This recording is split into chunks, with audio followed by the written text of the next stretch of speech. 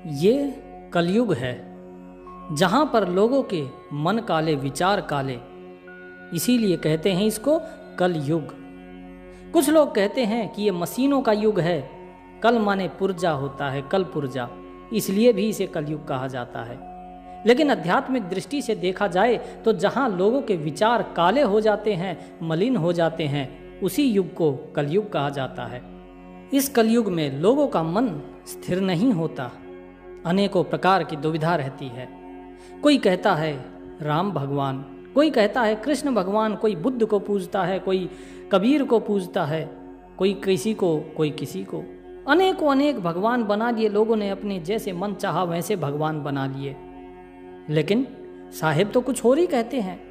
आचार्य गरीबदास महाराज अपनी वाणी में कहते हैं, किसन बिसन कन्वा भगवाना, 9 अवतार नवेला, नाद बिंद में खेलन आए, आखिर फोकट मेला।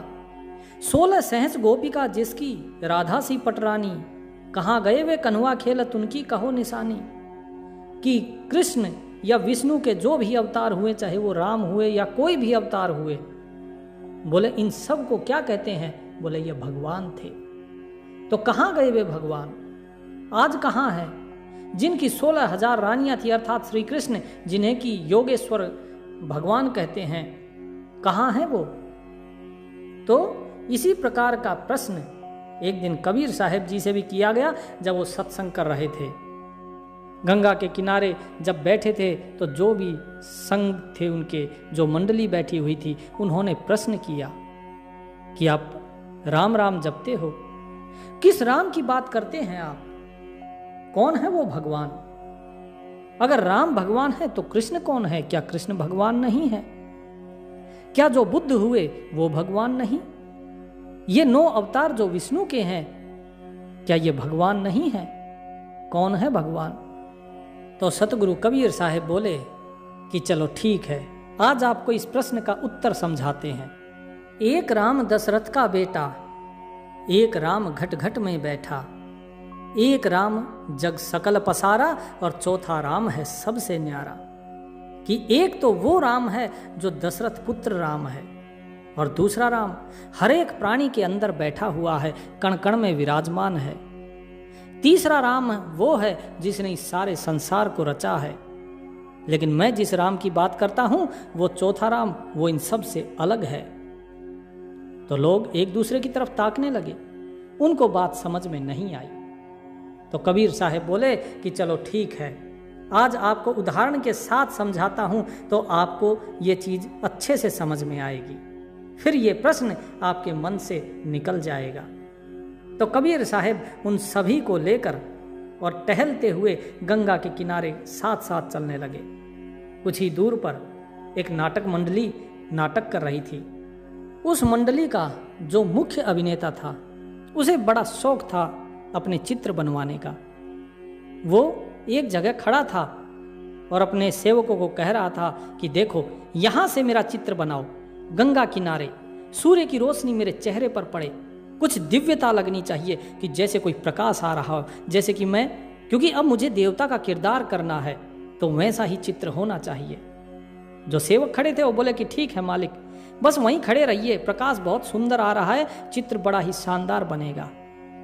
कबीर साहब जी वहां खड़े होकर देखने लगे। लोग बोले कि साहब आप क्या देख रहे हैं? कबीर साहब बोले कि चुपचाप खड़े होके उस दृश्य को देखते रहो, देखो क्या हो रहा है वहां पर। तो कबीर साहब धीरे से उसके पास गए और बोले, चित्र तो सुंदर बन सकता है, पर तेरे भीतर का चित्र कैसा है? अभिनेता जो था वो पीछे मुड़ के देखता है और चौंक जाता है। कबीर साहब उसके सामने थे। अभिनेता ने पूछा, कौन? तुमने मुझसे कुछ कहा क्या? कबीर साहब ने मुस्कुराते हुए कहा, मैंने तेरे बाहर की सुंदरता नहीं देखी, भीतर की उलझन देखी है। अभिनेता ने थोड़ा सा चिढ़ गया और बोले तुम कौन हो और मुझसे इस तरह बात करने का क्या अधिकार है तुम्हें? क्या जानते हो मेरे बारे में? कबीर साहब बोले, मैं जानता हूं तू क्या दिखता है, पर मैं जानना चाहता हूं कि तू है क्या। तो अभिनेता ने हंसते हुए कहा कि मैं हूं विक्रम सिंह, मैं इस नाटक जगत का बहुत बड़ा सितारा हूं, लोग मेरे अभिनय पर अपनी जान छिड़कते हैं। मेरा नाम सुनते ही भीड़ उमड़ पड़ती है। कबीर साहब ने कहा, नाम, अभिनय, दिखावा, जो तू नहीं है वही सब कुछ बन बैठा है। तो अभिनेता जो था उसके मन में अब थोड़ा कुतूहल जागा कि ये क्या बात कर रहे हैं। तो पूछा, क्या मतलब? मैं तो वही हूं जो लोग देखते हैं। मुझे जो अभिनय करना है मैं करता हूं, वही मेरी पहचान है। कबीर साहब बोले, जो तू करता है वही तू है।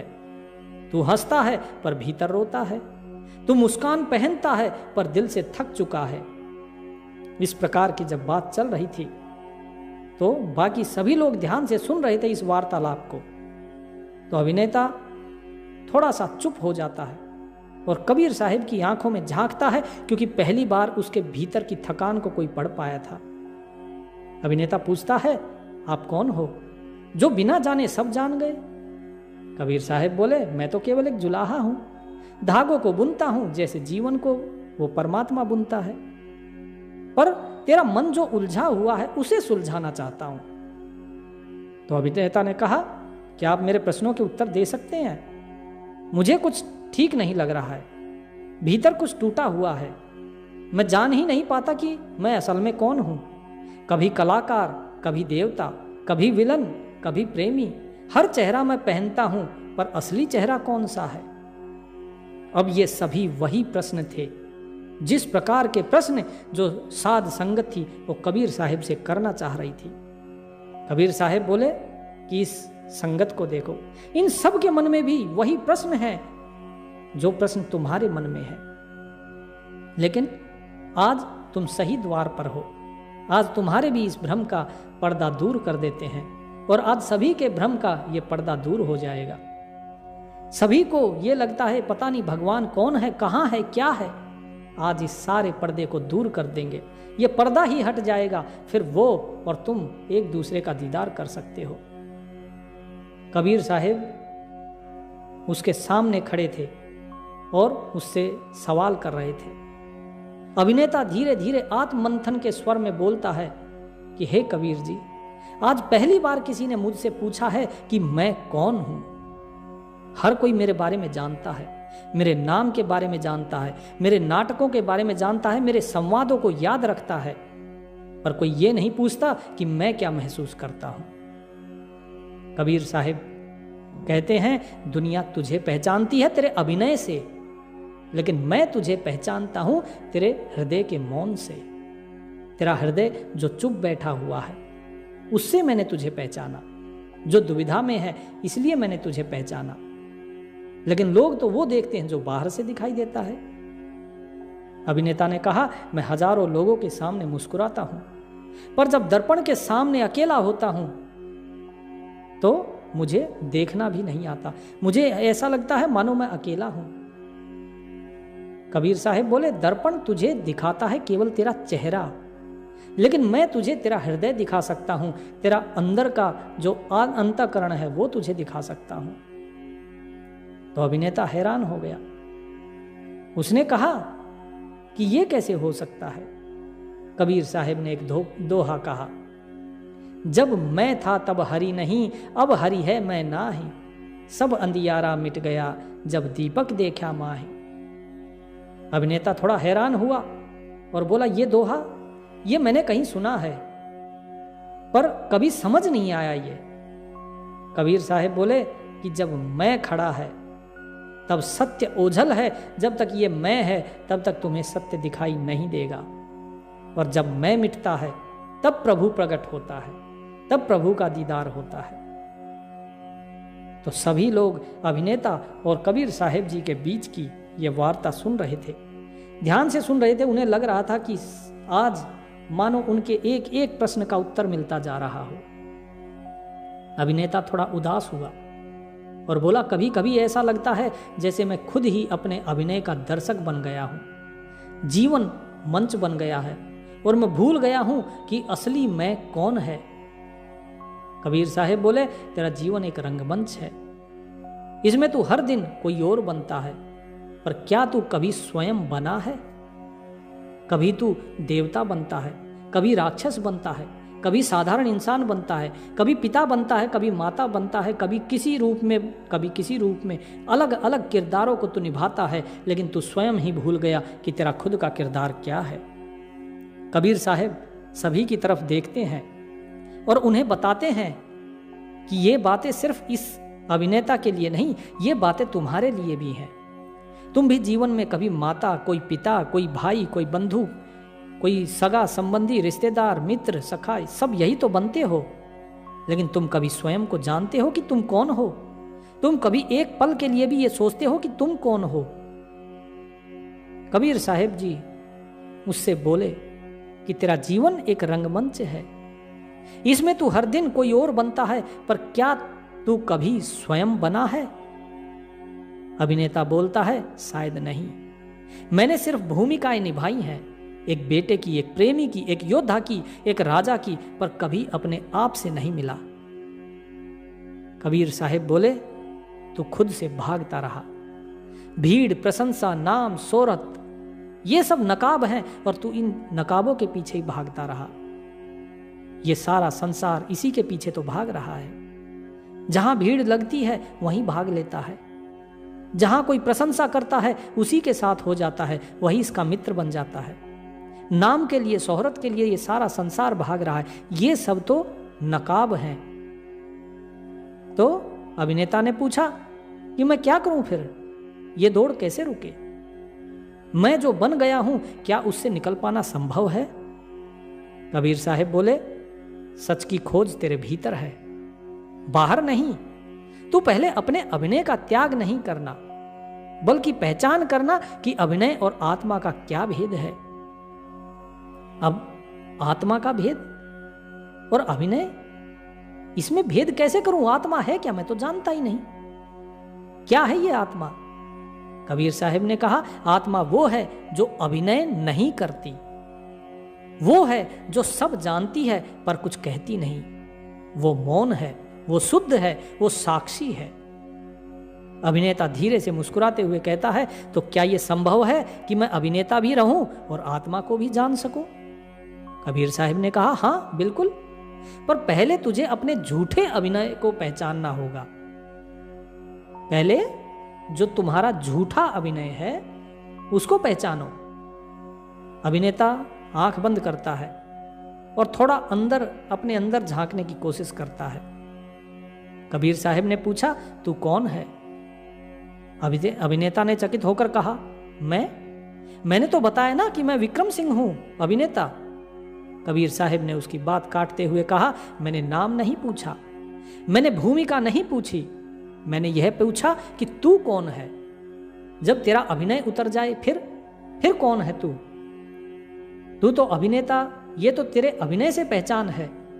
विक्रम सिंह इस शरीर का नाम है, लेकिन मैंने पूछा तू कौन है? अभिनेता थोड़ा असहज हो गया और बोला, मैं नहीं जानता। कबीर साहब बोले, तो चल आज जानने का आरंभ करते हैं, आज जानने की शुरुआत कर। अभिनेता ने पूछा, क्या इतना आसान है? कबीर जी ने कहा कि आसान नहीं पर सरल है। कठिन तब बनता है जब मैं रास्ते में आता है। जहां मैं वहां माया, और जहां माया वहां मैं। जब ये मैं मिट जाए तब केवल हरि ही हरि रहता है, तब तुम अपने आप को जान पाओगे। तो अभिनेता ने कहा, पर मैं तो इस मैं के सहारे ही जीता हूं, इसी ने मुझे शोहरत दी, नाम दिया, पहचान दी। कबीर साहब बोले कि मैंने ही तो तुझे बांध रखा है, ये मैं ही है जो तुझे बांधे हुए है। तेरी असली पहचान नहीं दी, तुझे केवल छवि दी है, केवल एक परछाई दी है। लेकिन जिस प्रकार मनुष्य की परछाई मनुष्य नहीं होता, इसी प्रकार क्या तू खाली छवि है, या छवि के पीछे जो है वो है तू? तो अभिनेता ने धीरे से कहा, अगर मैं अपनी सारी पहचानें उतार दूं तो शायद मैं कुछ भी न रह जाऊं। अगर मैं अभिनय नहीं करूं, अभिनेता नहीं बनूं, अगर ये शरीर भी मैं नहीं रहूं, तो फिर तो मैं कुछ हूं ही नहीं। कबीर साहब ने कहा, वही तो होना चाहिए, कुछ न रह जाना ही असली रह जाना है। तुम्हारा जो ये नाम रूप जो भी कुछ है, ये तुम नहीं हो। तो अभिनेता ने कहा, तो मैं क्या करूं, कैसे देखूं उस असली मैं को?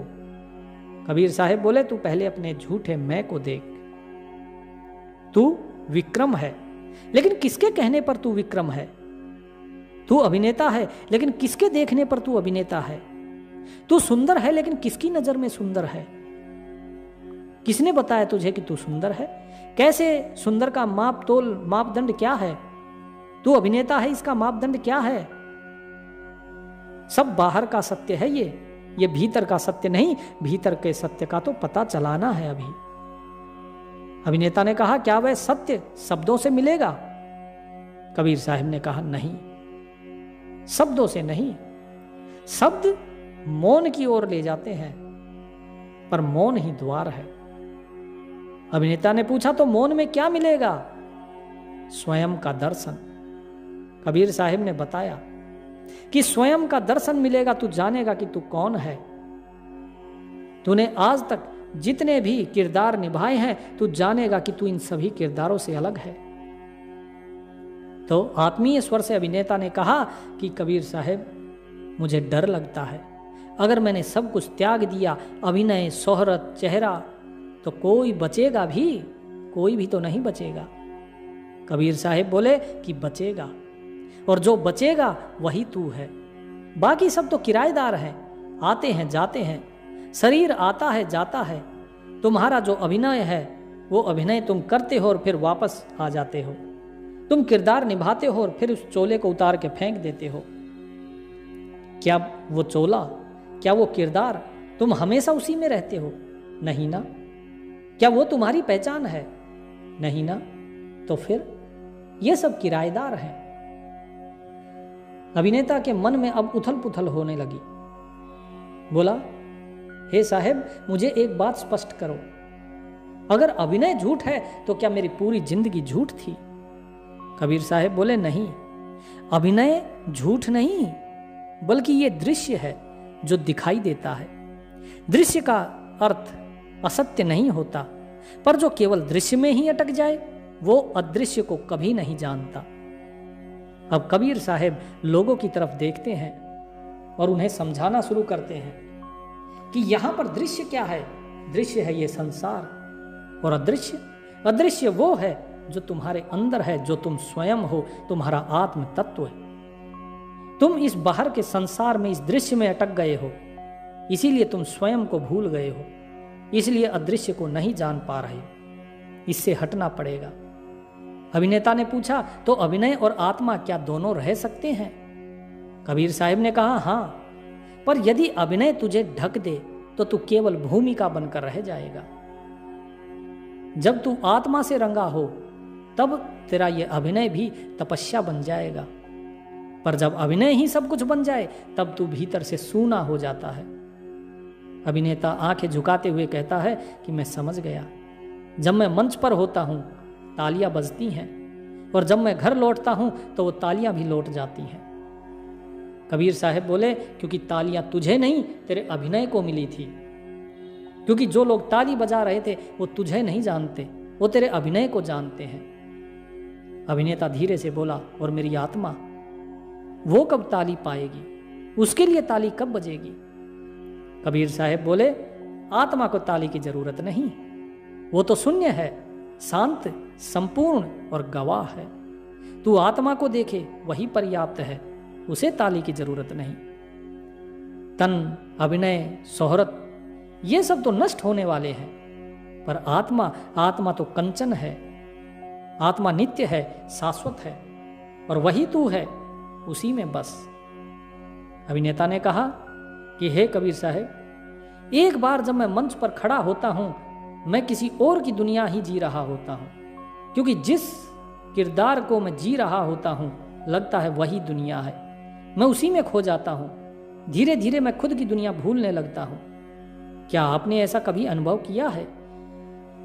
कबीर साहब गंभीर स्वर में बोले, मैंने भी जीवन रंगमंच देखा है।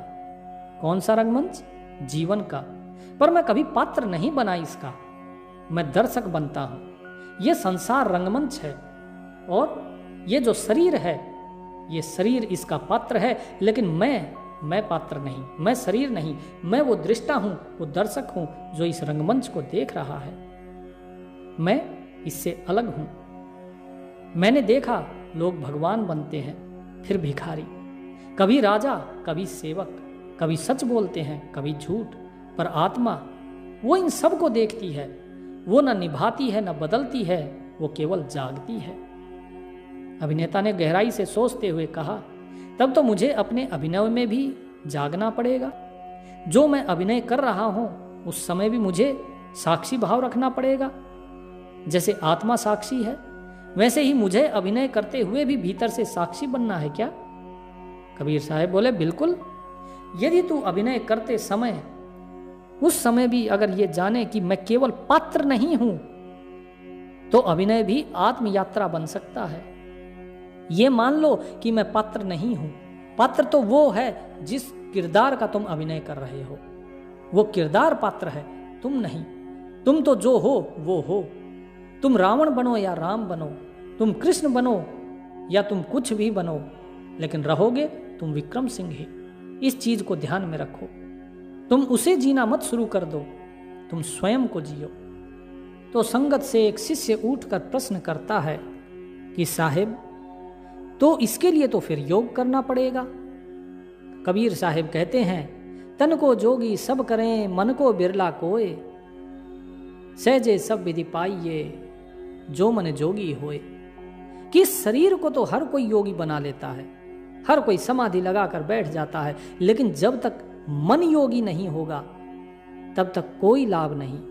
लेकिन जैसे ही तुम्हारा मन योगी हो गया, मन विरक्त हो गया, मन शांत हो गया, तो जो चाहो वो पा सकते हो। फिर तुम अपने आत्म तत्व को पहचान सकते हो। लेकिन जब तक तुम्हारा मन ही योगी नहीं हुआ तो तन को योगी करके कोई लाभ नहीं। सच्चा योग मन का योग है। और अभिनय में भी मन साक्षी बनता है तो अभिनय साधना हो जाती है। अभिनेता आश्चर्य से कहता है, तो क्या मैं साधना मंच पर भी कर सकता हूं? कबीर साहब मुस्कुरा पड़ते हैं और कहते हैं, साधना कोई स्थान नहीं मांगती, वह केवल मन की स्थिति मांगती है। ऐसा नहीं है पूजा पाठ करने के लिए कोई एक निश्चित जगह चाहिए, कोई स्थान चाहिए, नहीं। इसी प्रकार साधना करने के लिए भी कोई निश्चित स्थान नहीं चाहिए, केवल तुम्हारे मन की स्थिति होनी चाहिए। इतने में ही कुछ लोग उधर से निकलते हैं और कहते हैं, अरे विक्रम जी, आपका अभिनय तो जैसे जीवंत हो जाता है, क्या अभिनय करते हैं आप? तो अभिनेता मुस्कुराते हुए कहता है कि धन्यवाद, आप लोगों का प्रेम यही तो मेरी ताकत है। कबीर साहब कहते हैं धीरे से उस अभिनेता को कि ये तालियां किसके लिए बज रही हैं?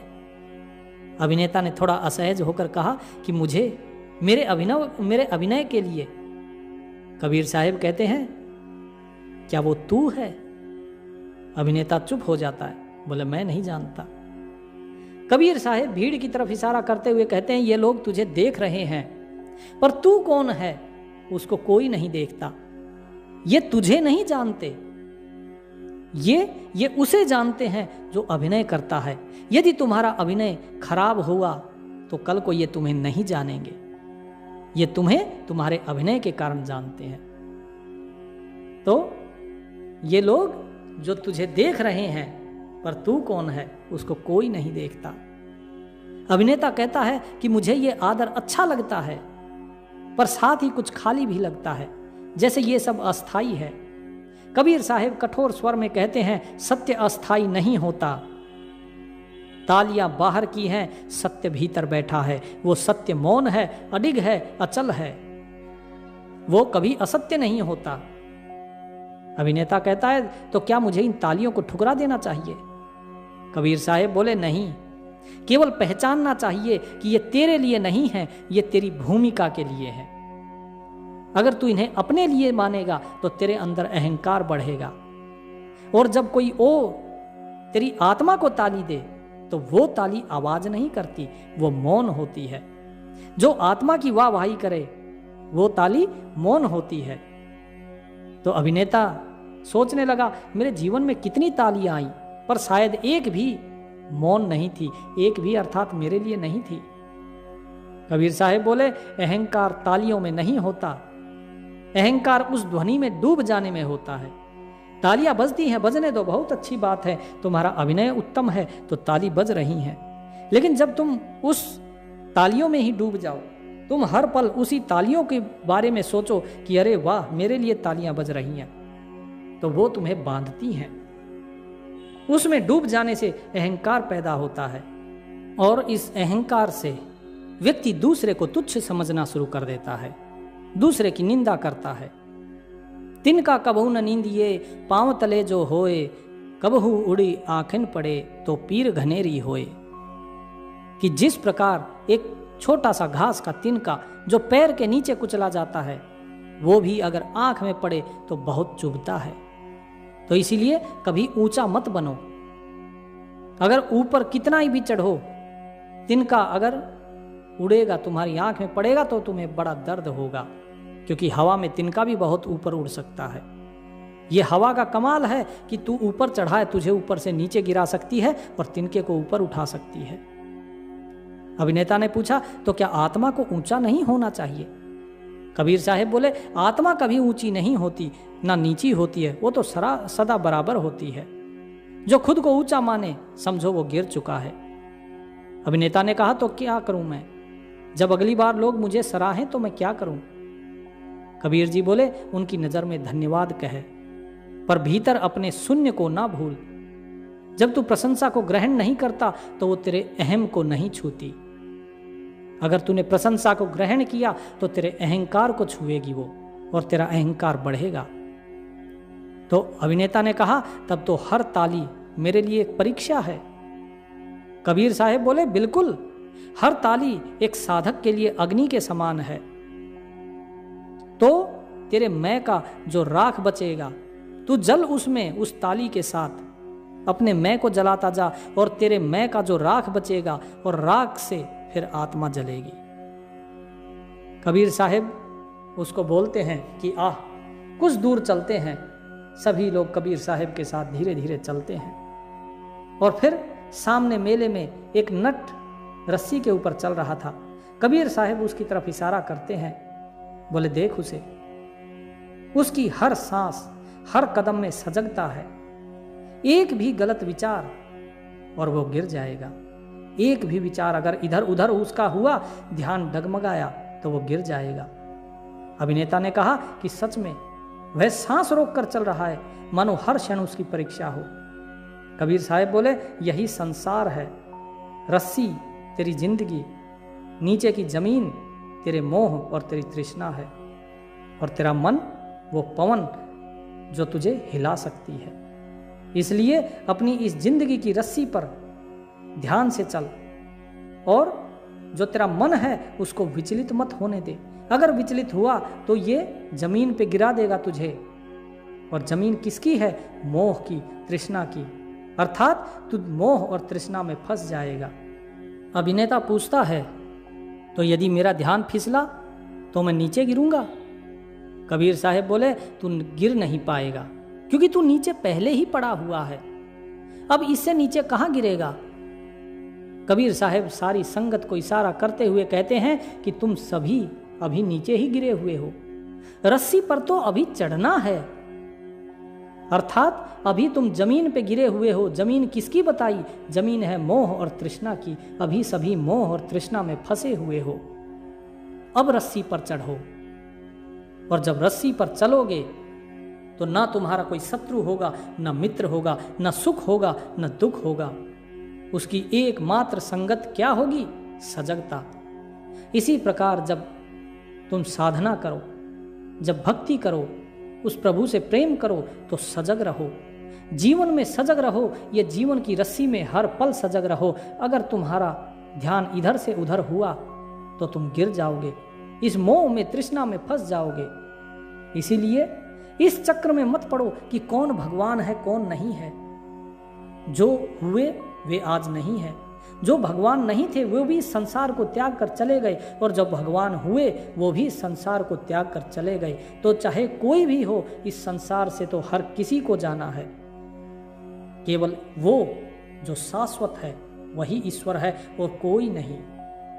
इसीलिए इस दुविधा से परे हो जाओ कि कौन भगवान है, कौन नहीं है, किसकी पूजा करनी है, किसकी नहीं करनी है। केवल सजग रहो, हमेशा हर पल इस जीवन में सजग रहो, नाम सुमिरन करते रहो। इस नाम सुमिरन से मन ना हटे। मैं तो कभी ये विचार नहीं करता कि कौन भगवान है, कौन नहीं। मैं जिस राम को भजता हूं वो चौथा राम है, जो सबसे अलग है। वो दशरथ पुत्र राम नहीं है। अब देखो, इस रस्सी पर जैसे वो नट चल रहा है, ऐसे ही इस जीवन की रस्सी पर तुम्हें भी चलना है। अभिनेता ने कहा कि हे कबीर जी, क्या मैं ये रस्सी कभी पार कर सकूंगा? कबीर साहब बोले, यदि तू कौन चल रहा है ये देखता रहे तो निश्चित रूप से पार करते आएगा। अर्थात यदि तेरे मन में साक्षी भाव रहा, ये देखता रहा सजगता से कि इस रस्सी पे चल कौन रहा है, तो तू पार कर जाएगा। लेकिन यदि तू सोचने लगे मैं कितना अच्छा चल रहा हूं, तो समझ लेना कि तू गिर जाएगा, बल्कि ये समझना कि तू गिर चुका है। अभिनेता धीरे धीरे समझता हुआ कहता है, तो अभिनय, जीवन, प्रशंसा, ये सब रस्सी पर चलना है क्या? कबीर साहब बोले, नहीं, असली रस्सी तेरी अंतरात्मा और अहंकार के बीच बंधी हुई है। तुझे उसे ही पार करना है। अहंकार से अपनी अंतरात्मा तक पहुंचना है, और बीच में रस्सी है इस जीवन की। एक तरफ तेरे अंदर अहंकार है, दो बांसों के बीच में ये रस्सी बंधी है। एक तरफ अहंकार है और दूसरी तरफ तेरी अंतरात्मा। तुझे इस जीवन की रस्सी पर चल के अहंकार को छोड़कर और उस अपनी अंतरात्मा तक पहुंचना है। अभिनेता बोला, मैं प्रयास करूंगा। कबीर साहब बोले, नहीं, प्रयास मत कर। प्रयास नहीं करना, केवल जाग, हर पल जाग, हर पल सजग रहे। प्रयास अपने आप हो जाएगा, क्योंकि यदि तू प्रयास करेगा तो उसमें मैं छुपा होता है, और जबकि जागने में, साक्षी भाव में मैं खत्म होता है। यदि तेरे अंदर मैं ही रहा तो फिर तू प्रयास करता रह जाएगा, तू पहुंच नहीं पाएगा। कबीर साहब ने संगत को बताया कि आप सब भी प्रयास नहीं, सजग रहो और केवल सुमिरन करते रहो। अपने आप सब कुछ होगा। सहजे सहजे रे मना, सहजे सब कुछ होए। माली सींचे 100 घड़ा, ऋतु आए फल होए। चाहे 100 घड़े से सींच लो, लेकिन वृक्ष तो फल तभी देगा जब ऋतु आएगी। इसी प्रकार तुम सिर्फ सजग रहो और नाम सुमिरन करते रहो। प्रयास अपने आप हो जाएगा, मंजिल तक अपने आप पहुंच जाओगे। तुम मंजिल पे पहुंचने का प्रयास मत करो, तुम केवल चलते रहो। तुम्हारा कार्य है केवल चलना। और रही बात अब भगवान की, तो सुनो। ये जो अभिनेता के साथ अभी वार्तालाप हुआ, इस व्यक्ति से, इस विक्रम सिंह से जो भी वार्तालाप हुआ, क्या आप लोगों ने उसमें से क्या समझा? इसका क्या गुण अर्थ है? तो धर्मदास जी जो साथ में थे उनके, वो बोले कि साहेब, इससे तो एक ही चीज स्पष्ट होती है कि जितने भी इसने रूप धरे हैं, जितने भी इसने किरदार निभाए हैं, वो किरदार मिथ्या हैं, लेकिन उसे निभाने वाला ये सत्य है। कबीर साहब बोले कि धर्मदास जी बिल्कुल सही कहा। इसी प्रकार वो परमात्मा अनेकों अनेक रूप धरता है, अपने आप को व्यक्त करता है, अपने आप को जाहिर करता है, और उसके बाद लुप्त हो जाता है, और यहां रह जाता है तो केवल शरीर। इसने अगर मान लो राम का अभिनय किया, तो क्या ये राम है? धर्मदास जी बोले कि हाँ, राम का अभिनय अगर ये कर रहा है तो उस वक्त ये ही राम है। लेकिन कबीर साहब ने पूछा कि अब जो अभिनय कर रहा है, मान लो ये उस पोशाक को उतार देता है, उस चोले को उतार देता है, और उसके बाद क्या वो चोला विक्रम सिंह है? बोले नहीं साहब, वो तो केवल वस्त्र है। तो कबीर साहब बोले, तो बताओ अब मुझे कि जब परमात्मा अगर राम का रूप रखता है तो वो परमात्मा ही राम है, लेकिन वो जो शरीर है वो परमात्मा जिसको धारण किए हुए था, क्या वो शरीर परमात्मा हुआ? बोले नहीं। बोले वो मालिक मेरे अंदर बैठा है, वो कबीर रूप में है, लेकिन क्या ये शरीर, ये जो कबीर है, क्या ये परमात्मा है? धर्मदास जी बोले कि नहीं। बोले बस तो जिस प्रकार ये अलग अलग किरदार निभाता है, कभी किसी का किरदार, कभी राम का, कभी रावण का, कभी स्त्री का, कभी पुरुष का, ये सारे किरदार ये विक्रम सिंह निभा रहा है। लेकिन वो सभी किरदार जो ये निभा रहा है वो तो केवल पोशाक हैं, वो केवल वस्त्र है जो ये पहनता है प्रतीक के रूप में। तो क्या वो वस्त्र विक्रम सिंह हुए? नहीं हुए ना। ठीक इसी प्रकार वो परमात्मा अलग अलग रूपों में इस संसार में अपने आप को व्यक्त करता है। तो जो जो शरीर वो धारण करता है, क्या वे शरीर ईश्वर हो जाएंगे? तो सारी संगत बोली कि नहीं साहेब, नहीं होंगे। तो अब बताओ मुझे कि कौन है भगवान? वो जो शरीरों को धारण कर रहा है, या वे शरीर जिनकी मूर्तियों की तुम पूजा करते हो? सभी लोगों ने एक सुर में कहा कि वो परमात्मा जो ये शरीर धारण कर रहा है, ना कि ये शरीर, ये मूर्तियां भगवान नहीं। तो कबीर साहब बोले यही तो मैं भी कह रहा हूं कि चौथा राम है सबसे न्यारा। बोले वो जो सबसे अलग है वो परम पिता परमात्मा जो आत्म तत्व है, वही है वो चौथा राम। और मैं उसी को ही भजता हूं, उसी को ही जपता हूं, उसी का सुमिरन करता हूं। और जो नाम सुमिरन है वो वही तो है कि जो वो है वही मैं हूं। अब जो अभिनेता इस सारे वार्तालाप को सुन रहा था, उसकी आंखें नम हो गई। वो बोला कि ये भ्रम कि मैं कोई हूं, मैं तो कोई भी नहीं, मैं कुछ भी नहीं, और उसी में सब कुछ है। कबीर साहब बोले कि अब तू देखने योग्य हुआ है, अब तू अभिनय से अस्मिता की ओर गया है, अब तू नट नहीं है, अब तू ज्ञानी बन सकता है। तो इस अभिनेता ने कहा कि हे कबीर साहब, आज मैं कुछ छोड़ कर जा रहा हूं। कबीर साहब बोले क्या छोड़ रहा है? अभिनेता ने सिर झुकाते हुए कहा वो सब जो मैं नहीं था, नाम, प्रसिद्धि, अभिनय, और सबसे बड़ा अभिनय अहंकार। कबीर साहब गंभीरता से बोले तू कुछ नहीं छोड़ रहा, तू केवल वापस लौट रहा है। क्योंकि माया मरी न मन मरा, मर मर गए शरीर, आशा तृष्णा ना मरी, कह गए दास कबीर। कि देह मरती है पर यह मन नहीं मरता, ये तृष्णाएं नहीं मरती, जब तक कि ये मन इनसे मुक्त नहीं हो जाता। ये शरीर मर जाते हैं, लेकिन ये आशा तृष्णा नहीं मरती। तू यहाँ पे कह रहा है छोड़ कर जा रहा हूँ, लेकिन यहाँ से जाते ही जैसे ही तालियां बजेगी तो फिर फंस जाएगा। अभिनेता ने दृढ़ता से कहा कि तो आज मैं अपने मन का संस्कार करता हूँ, मैं अपने अभिनय को, अपने नाम को, अपनी पहचान को गंगा की इस धारा में समर्पित करता हूँ। कबीर साहब बोले अभिनय तेरा शत्रु नहीं था, वो तो तेरा आईना था जिसमें तूने खुद को पहचाना। पर अब आईना रखना नहीं। क्यों? क्योंकि जो जाग गया, जिसका चेहरा जाग गया हो, वो आईना नहीं, वो तो आत्मा को देखता है। अब तुझे अपना ये चेहरा देखने की जरूरत नहीं है, क्योंकि चेहरा बाहर है, तू अंदर है। स्वयं को अंदर देख। ना तू जोगी बन, ना सन्यासी बन, ना साधक बन, केवल जागता रहे, क्योंकि साधक भी एक भूमिका है। तू बस गवाह बन, साक्षी बन। जो बाहर नहीं अंदर की मैल मिटाए, वही सच्चा साधक है। अभिनेता ने प्रणाम करते हुए कहा कि हे कबीर साहब, आपने मेरे जीवन का मंच बुझा दिया, पर उस राख में से जो लो जली है अब वह बुझने वाली नहीं। कबीर साहब बोले कि अब तेरा अभिनय समाप्त हुआ है, अब तू आत्मा के मंच पर है, अब तुझे किसी दर्शक की जरूरत नहीं। तेरा नाटक समाप्त नहीं, अब असल में शुरू हुआ है। अब तू जीवन की रस्सी पर चल और अहंकार से और अपने आत्म तत्व को प्राप्त कर, अहंकार को त्यागता जा।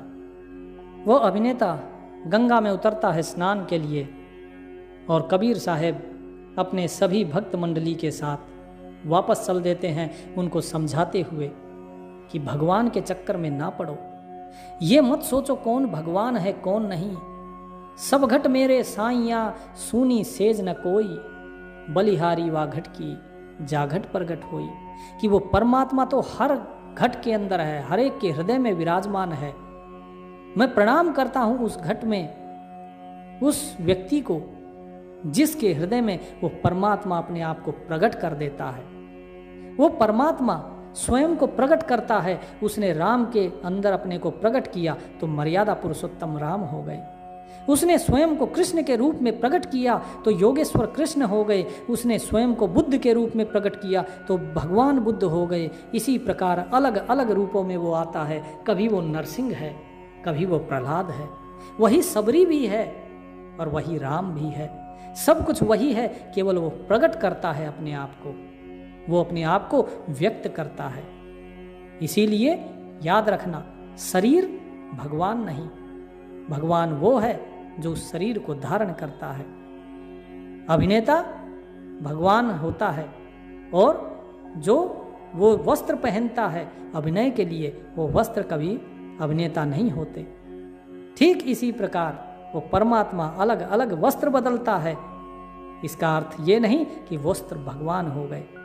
न ये कबीर भगवान है, ना ही कृष्ण भगवान है, ना राम भगवान है, ना बुद्ध भगवान है। कोई भगवान नहीं। भगवान केवल वो है जो इन शरीरों को धारण करता है, जो अपने आप को इन शरीरों के माध्यम से व्यक्त करता है। सभी लोगों ने हाथ जोड़कर कबीर साहिब को प्रणाम किया ऐसे अद्भुत ज्ञान के लिए। तो आप भी इस दुविधा से बाहर निकलिए। लोग अक्सर लगे रहते हैं ये बड़ा है, वो छोटा है। सत्संग जब मैंने डाला तो कोई कहता है कबीर जी ने गोरखनाथ को नीचा दिखाया, कोई बोले रविदास जी को नीचा दिखा रहे हैं, कोई कहते हैं यहाँ कबीर जी को नीचा दिखा दिया। ये ऊंच नीच केवल लोगों की सोच में होता है, उनकी बुद्धि की ये संकीर्णता है। वास्तव में ना कोई छोटा है ना बड़ा। जब हर एक के हृदय में वो परमात्मा है तो छोटा कौन है? गुरु नानक देव जी कहते हैं, मंदा किसनु आँखिए सो तिस बिन कोई ना ही। उस परमात्मा के अलावा कोई है ही नहीं, तो किसको कहें कि ये छोटा है, ये मंदा है और ये ऊंचा है? किसको बोलें ये ऊंचा है ये नीचा? कोई भी तो नहीं है। तो अपने मन से इस मैल को, विकार को दूर कर दीजिए और प्रभु के उस नाम में लगे रहिए जो नाम गुरु से आपको मिला है।